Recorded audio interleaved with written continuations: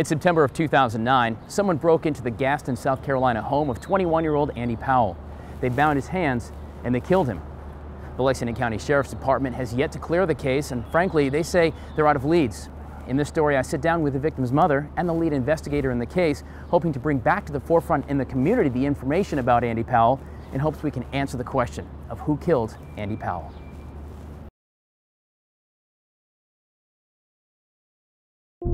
He loved to watch football.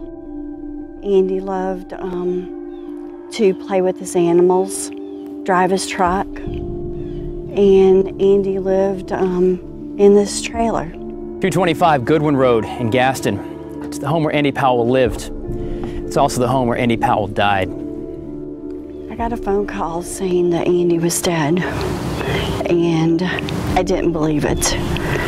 And I drove over here and saw the ambulance and the police cars, and I knew at that point that something had happened.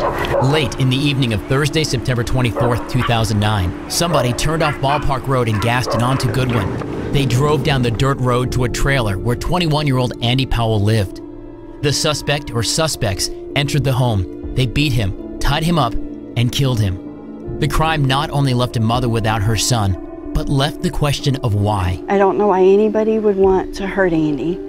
Andy had a ton of friends. Everybody loved him. He loved everybody. Lexington County Sheriff's Lieutenant Scotty Fryer believes there's more than one suspect in the case. We don't see this as a random act.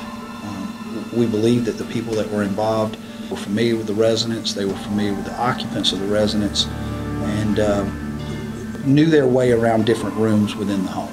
Although the case is what you might call cold, finding justice for Andy Powell and answers for his family is very much a passion for the detectives of the Lexington County Sheriff's Department. You say cold case, it's cold in the duration of time. It's 2009 since the event happened, but I assure you the guys that are working, they get a tip, they drop everything they're doing and they start running. And how important could that one tip be? It's almost like that one phone call.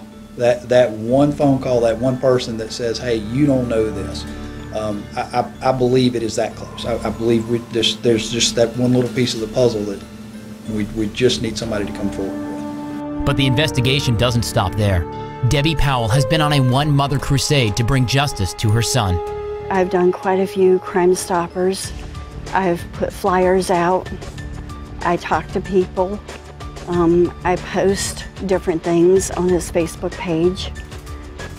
So I have actively been involved in finding out who killed my son. And the request from this mother who lost her son nearly 3 years ago? Please help me. Help me find the evidence that we need to prosecute the people that killed my son. Please, I'm begging you, help us to help get justice for Andy. In Gaston, Tyler Ryan, Watch Fox News.